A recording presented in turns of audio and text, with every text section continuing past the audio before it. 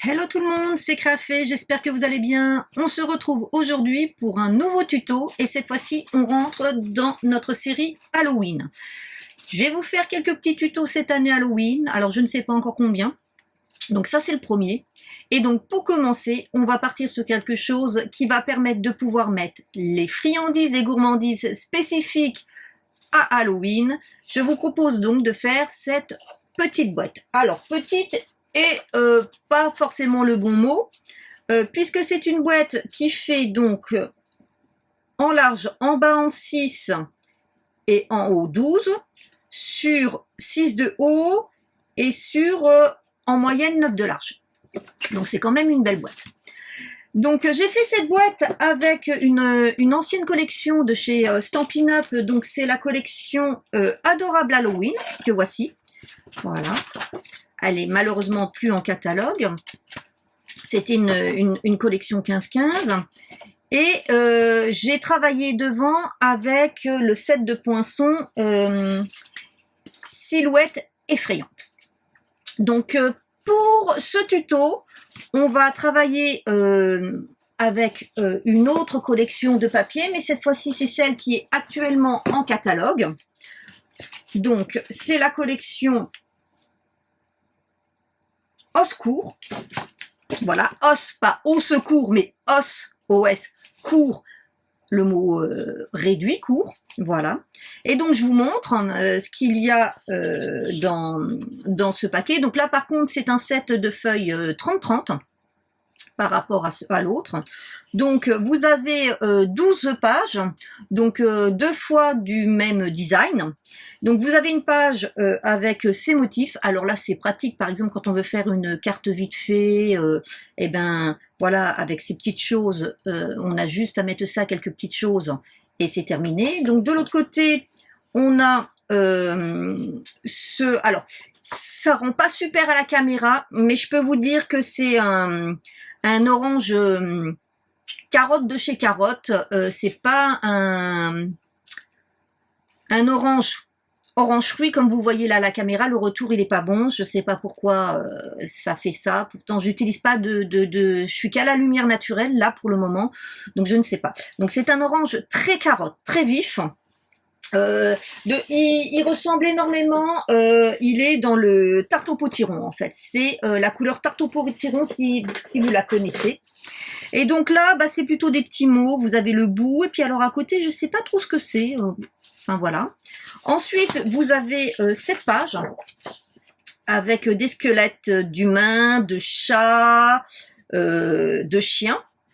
Et de l'autre côté, donc vous savez ce design. Alors en fait, je me demandais ce que c'était, mais c'est un design de chauve-souris. Vous le verrez mieux sur un autre papier, mais c'est vrai que là, ça se voit pas trop. Et puis c'est surtout que là, en fait, on peut l'utiliser même pour d'autres choses qu'Halloween.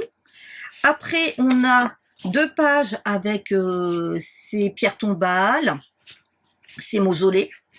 De l'autre côté, on se retrouve avec un motif écossais. Donc pareil, ça très très bien aussi pour tout ce qui est automnal. Ensuite, on retrouve de nouveau nos petits squelettes, mais cette fois-ci avec des chauves-souris. Et vous voyez, on retrouve un peu le graphisme de la chauve-souris qu'on a vu tout à l'heure. Alors là, on est plutôt sur des tons un peu plus rouille. Voilà, de l'autre côté, donc là on se retrouve avec un gris, et là on a des os qui font des motifs de chevrons. Après ici, on a une page avec un double motif, donc ça peut être vraiment utilisé en la coupant à deux, où là bah, on se retrouve avec les pierres tombales, un peu l'effet cimetière et tout, donc pour pouvoir faire par exemple une carte un peu scénette. De l'autre côté, donc là vous voyez, on voit bien maintenant là que ce sont des chauves-souris par rapport à celui que je vous ai montré tout à l'heure. Voilà, c'est bien des chauves-souris. Ensuite ici, alors on a un bleu. Alors Je trouve un peu bizarre ce bleu pour le 7, mais bon, ça permet d'avoir un bleu qui soit un peu passe-partout. Et de l'autre côté, donc on se retrouve avec un joli motif avec des étoiles, des chauves-souris et la lune, et toujours dans ce bel orange un peu tarte aux coquilles. Voilà. Donc on va créer dans cette collection. Par contre, pour le moment, je n'ai toujours pas acquis le set de poinçons assorti. Je le prendrai peut-être dans ma prochaine commande. Donc ce que je vais faire, je vais par contre utiliser le set de tampons Bewitching, qui lui date, il me semble, de l'année dernière ou il y a 2 ans, et qui était associé à une perforatrice. Donc on va la perforatrice pour les chapeaux. Donc je vais l'associer avec la perforatrice qui existe, mais par contre ça vous ne l'avez plus en catalogue, c'est fini. Donc si ça vous dit de réaliser cette jolie boîte pour y mettre des petites friandises, alors bien sûr moi là je la décline sur le thème Halloween puisque nous avons Halloween qui arrive, mais c'est vraiment une boîte que vous pouvez décliner pour toutes les occasions, pour un anniversaire d'enfant par exemple, voilà. Après c'est pareil, c'est une boîte que vous pouvez aussi ajuster au niveau des mesures, la faire plus petite si vous le désirez. Plus grande, ça sera un petit peu compliqué, sauf si vous travaillez avec des papiers qui sont au-delà de 30 cm, parce que vous allez voir que pour la base, on va prendre un papier qui fait 30 cm de large. Donc à moins de travailler avec des papiers plus grands, sinon vous pouvez bien sûr l'adapter pour faire avec des papiers plus petits et travailler par exemple juste avec une feuille A4. Il n'y a aucun souci, voire même du A5 en faisant des mini. Donc c'est parti, comme d'habitude, on va voir ce dont on a besoin pour réaliser cette petite création.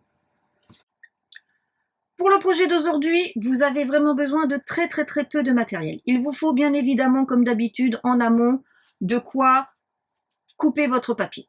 Ensuite, il vous faudra une table à scorer et son plioir, une paire de ciseaux, de colle ou de double face, comme vous préférez. Mais moi, je préfère la colle. Pour les fournitures, il vous faudra, pour votre base, un morceau de cardstock, alors de préférence uni. S'il est imprimé, ça va être compliqué, surtout si vous avez un papier imprimé avec un motif qui a un sens. Par contre, si vous voulez travailler avec une base, avec un motif qui n'a pas de sens, voilà, vous pouvez. Et donc là, il vous faudra un morceau qui fasse 30 cm sur 18. Ensuite, pour le matage de la boîte, vous avez besoin d'un minimum de 8 carrés de 5,5. Alors je dis bien un minimum, parce que ces 8 carrés vont venir décorer ici, ici et ici. Par contre, vous pouvez aussi rajouter pour décorer ici et ici, donc le maximum, ça sera 11 carrés. Pour ma part, étant donné qu'avec les bandes que j'avais et que ce set, je viens de le recevoir, donc je n'ai pas de chute, j'ai décidé de prendre seulement 10 carrés. Je ne viendrai pas mater au fond, je viendrai mater jusque là. Alors vous avez vu, vous pouvez prendre 2 voire 3 motifs. Par contre, si vous prenez des motifs avec un sens, faites très attention. Il faudra bien coller dans le bon sens vos carrés. Et enfin, pour finir, il vous faudra un morceau de ruban. Pas beaucoup, c'est juste pour faire la petite languette ici pour tirer. Enfin, moi je vais utiliser, comme je vous ai dit au départ, ce set de tampons et cette perforatrice pour venir faire ma petite déco qui va être devant, pour changer du set de dies. Mais après, vous prenez bien sûr ce que vous voulez. Donc maintenant, c'est parti. On va commencer. Vous allez voir, c'est très simple, très facile et elles se font très vite. Donc, c'est parti pour la première étape qui consiste à venir faire nos marques de pli. Le processus est très simple. Sur les 30 cm et les 18 cm, nous allons venir faire des marques de pli tous les 6 cm. Donc, nous allons commencer sur les 30. Et donc, je vais venir faire un premier pli donc à 6 cm, ensuite à 12, à 18 et à 24. Une fois que c'est fait, je me mets dans le sens du portrait et je reviens faire la même chose. Donc, 6 cm,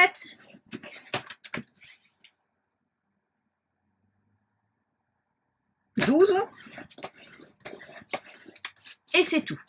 Maintenant que c'est fait, je peux ranger mon coupe-papier et je viens avec mon plisoir écraser tous mes plis.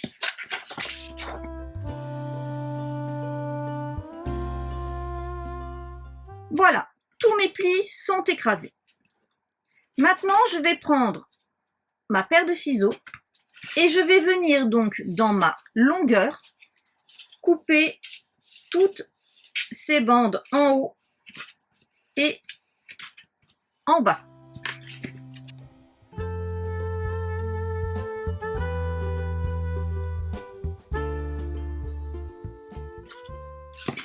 Voilà. Je procède de la même façon de l'autre côté.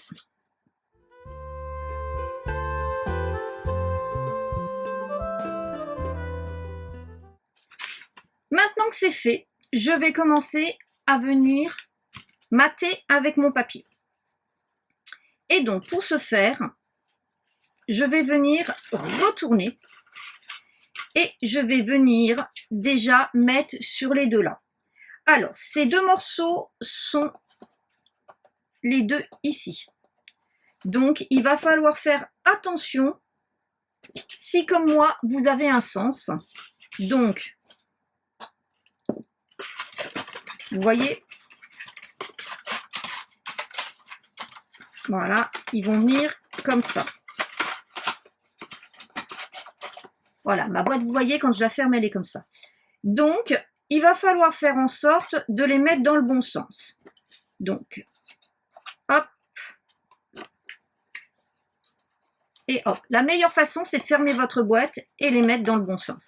Donc, hop et hop. Donc, je démonte. Et en fait, j'en ai un qui va dans ce sens-là et l'autre dans ce sens-là. Donc, je prends ma colle et je viens coller.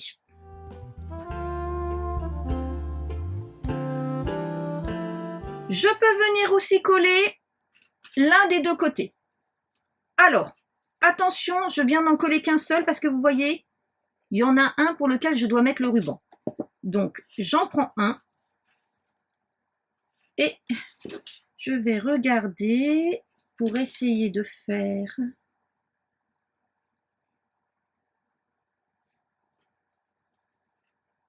en sorte, il manque un cinquième. C'est ça. Lequel va-t-on nous prendre? On va prendre celui-ci. Voilà.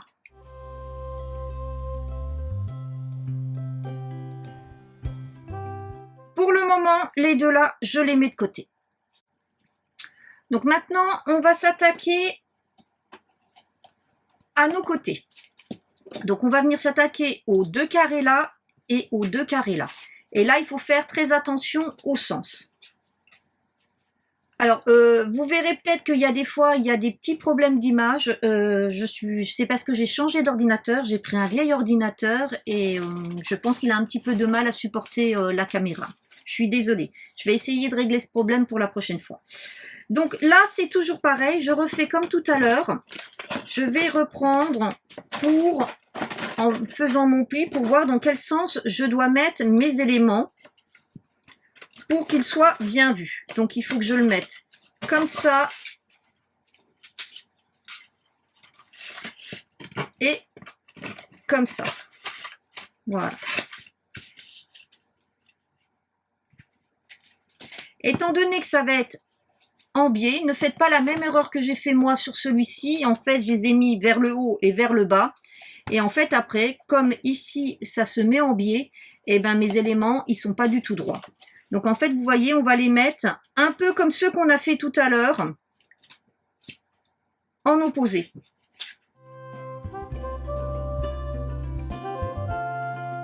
Je prends l'autre côté, je fais exactement la même chose. Je commence à faire ma boîte et je regarde comment je dois mettre mes éléments, comme ça, et comme ça, et comme tout à l'heure. Hop, je les colle.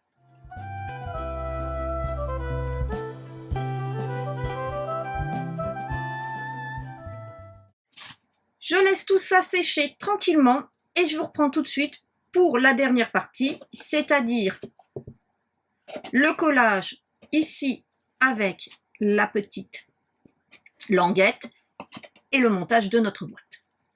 À tout de suite. Alors maintenant que c'est sec, on va venir s'occuper de mettre notre petite languette et notre dernier morceau avant de venir faire le montage de notre boîte. Et pour ce faire, c'est simple, on va venir prendre un petit morceau de double face que l'on va venir coller à peu près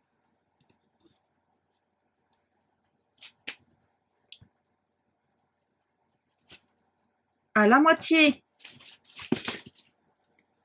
de notre carré, mais surtout pas trop près du bord, hein, puisque vous savez, il y a toujours une petite marge pour le matage. Voilà. Ensuite, je vais prendre un morceau de ruban d'environ, allez, 5 cm.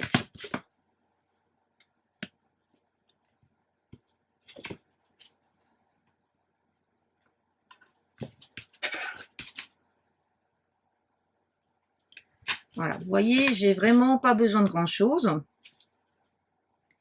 Et je vais venir le mettre de cette façon.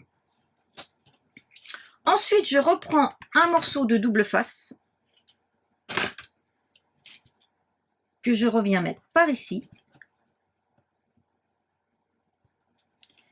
Hop. Voilà. Et je viens venir faire une petite boucle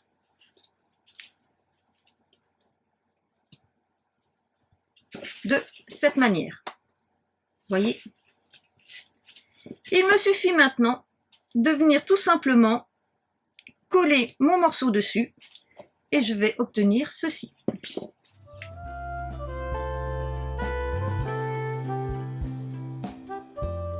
Avec mon plioir, je viens bien faire adhérer la colle au niveau de mon ruban et je laisse sécher tranquillement pour venir ensuite faire la dernière étape, enfin presque la dernière étape, le montage, et il nous restera encore à mettre ces deux morceaux. On va procéder maintenant au montage de notre boîte. Et pour ce faire, c'est très simple. On va venir, donc celle du milieu, la rentrer vers l'intérieur et mettre de la colle, mais uniquement en haut. Vous voyez, en haut. Ensuite,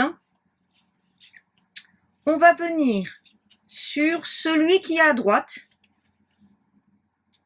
venir mettre de la colle en haut aussi, mais pas jusqu'au bout. Et ensuite, on va...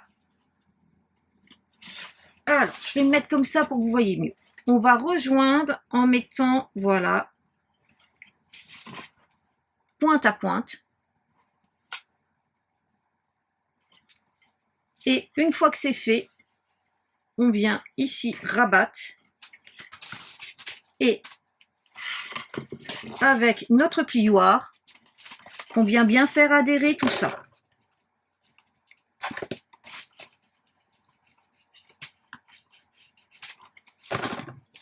Et on obtient, vous voyez, ceci. Et vous voyez, j'ai mes motifs qui sont vraiment bien dans le bon sens par rapport à mon premier prototype, où là, en fait, je m'étais un peu trompée dans le sens. Donc,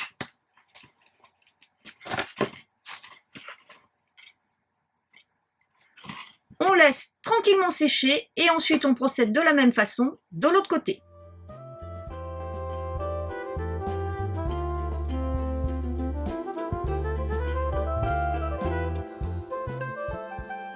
Voici mon résultat. Alors, je ne sais pas si vous avez vu, mais j'avais fait une petite erreur au niveau de la colle. Vous mettez la colle au bon endroit. Autrement, vous voyez, ça va se voir comme là j'ai fait. Donc, pour ça, je vais prendre hop, ma gomme magique.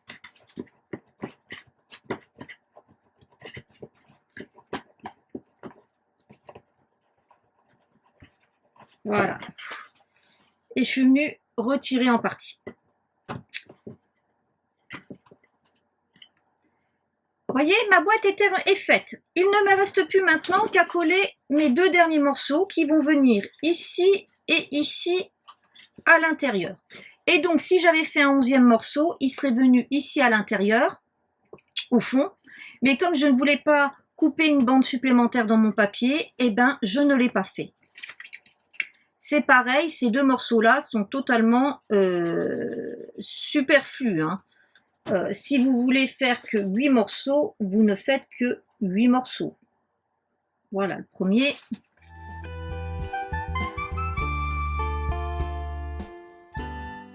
Ma boîte est terminée. Et donc, il suffit de pincer comme ça sur les deux côtés et de rentrer pour la fermer. Alors, si vous avez comme ici qu'elle ne se ferme pas bien, vous faites le contraire. C'est-à-dire que vous en rentrez un dans l'autre et vous voyez, ça va tout seul. Il me reste maintenant à venir de finir de la décorer, ce que je vais faire hors caméra et je vous montre enfin le résultat. Donc vous avez vu, c'est très simple, c'est très rapide, c'est très facile. Voici, ma boîte est terminée. Donc pour la décoration, j'ai fait comme je vous l'avais dit, j'ai utilisé la perforatrice pour faire le petit chapeau et dans une chute, donc j'ai fait le petit bandeau. J'ai utilisé le tampon pour faire mes deux petites pattes que je suis venue découper au ciseau. Et ensuite, j'ai utilisé ce set de tampons de chez Stampin' Up, donc Alphabest. J'ai utilisé donc cette empreinte à pois. Alors au départ, ce que je voulais faire, c'était faire l'empreinte à pois et ensuite tamponner les lettres en orange, couleur tarte au potiron Stampin' Up dessus. Malheureusement, ça n'a pas fait l'effet escompté.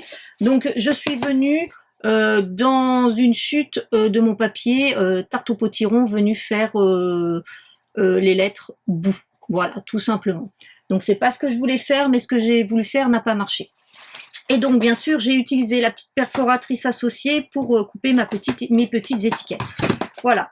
Donc, hop, comme vous pouvez le constater, c'est d'une assez bonne profondeur et une assez bonne consistance. Donc, vous pouvez aussi bien y mettre des petits bonbons que des petits gâteaux, mais vous en servir aussi comme petite boîte cadeau, hein, parce qu'on peut y mettre facilement un petit bijou, un petit objet, du petit maquillage, enfin voilà, même des petites affaires de scrap. Hein, je pense par exemple qu'on peut certainement y glisser, vous voyez, hop, voilà, une petite... un petit flacon avec d'autres petites choses dedans.